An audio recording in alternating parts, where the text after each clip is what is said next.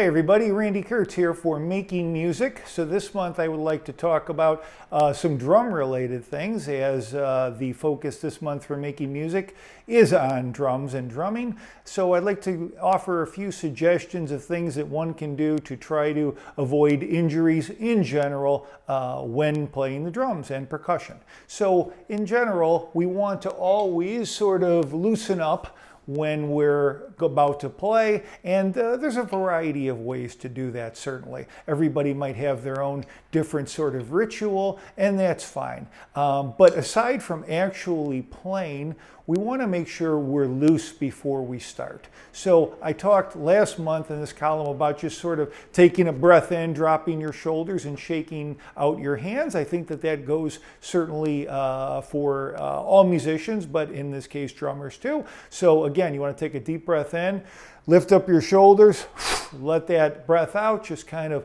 loosen up, stay loose like this, and kind of shake out your hands. Now, something I see that drummers do a lot is they shake out their hands with the sticks in their hand, and that's fine, okay? There's a way to do this that's better than others, believe it or not. It seems like a pretty straightforward thing, but if you have them in your hand and you're gripping them very tightly like that while you're shaking it out, that doesn't really do your hand any good, because the idea is to stay loose. So if you've got the sticks in your hand and you're kind of shaking them like this, and you're keeping a rigid grip and you're not really paying attention to that, then that's going to just make these muscles all kind of tighten up anyway. So remember to keep your wrist loose and mobile. The difference between grabbing the sticks rigidly and kind of turning like this, and just again keeping that wrist loose like that. Pretty straightforward stuff. The one thing I have noticed though is when people keep that wrist loose, if they tend to then let these last couple of fingers go too, in this case the fifth, the fourth, and the third, what happens is then you get the index and the thumb grabbing and really kind of taking the load for the extra motion that the sticks are making, and that can put extra pressure on the thumb and cause you to have pain and problems there. For example, I'm moving my wrist here and shaking it out a little bit like that, but if I'm not mindful of that and I'm just thinking about the wrist and I'm letting the fingers kind of go where they may, it may feel nice and loose. But whereas here, I have control because the wrist only has a certain amount of motion available to it. Now I get, again, with these fingers being loose, I get extra pressure here on the thumb and where the index finger starts, but mostly on the thumb,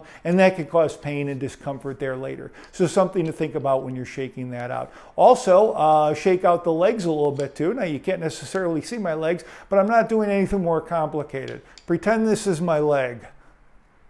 Okay, give it one of those with your leg, and that'll help to shake it out too. I was talking to a patient earlier today who's a drummer who said that some drummers used to do tap dancing as a warm-up to kind of keep their legs loose and yet keep some tension and strength in there. And that's something that hadn't occurred to me before, but makes perfect sense. You may not want to tap dance. That's fine. Just, again, shake out those legs, and that can even be accomplished by just doing something like that, just getting some motion going. You see people, musicians, sometimes jumping up and down a little bit, kind of shaking it out. That's great. I think that works very well and could take the place of a lot of stretching and things like that people do that may or may not be helpful. Speaking of that, stretching, I see a lot of times a lot of musicians and drummers in particular kind of giving it one of these before they start, okay? Not a fan. Look what you're doing.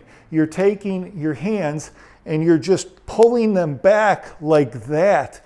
What we're trying to avoid as musicians in a lot of our motions is excess flexion or extension, because that makes our wrists hurt. And when that happens, that's going to cause things like carpal tunnel, cause the muscles in our arms to tighten up, etc., etc. So when you do this, especially when not thinking about it or paying attention to the stretch, which it's very easy to do when you do it all the time, just kind of doing this, that kind of stretches things too much and you can pull too hard. So I'm not a big fan of that stretch, even though I know everybody does that. In future columns, I'll show a better stretch that will help all musicians to stop doing this, because I don't think it's a good idea.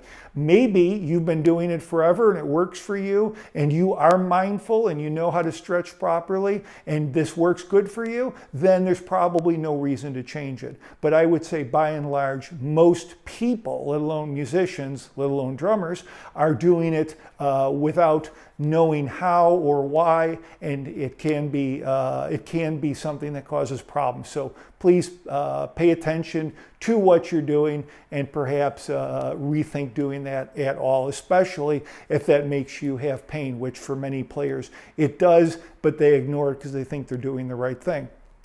Last thing is, pay attention to the setup of your kit. There's a lot of information out there about angles and how your arms are supposed to be and your legs and posture, etc., and a lot of good information. The thing that you want to pay attention to is you don't want to have to move too far to reach things, to reach cymbals, etc. When you have to reach too far, you get into a repetitive motion and you slump and you tighten up muscles unnecessarily, which, why would you want to go like that when you can just go like that, okay? So keep in mind how close you have things, and by the same token, don't have them too close.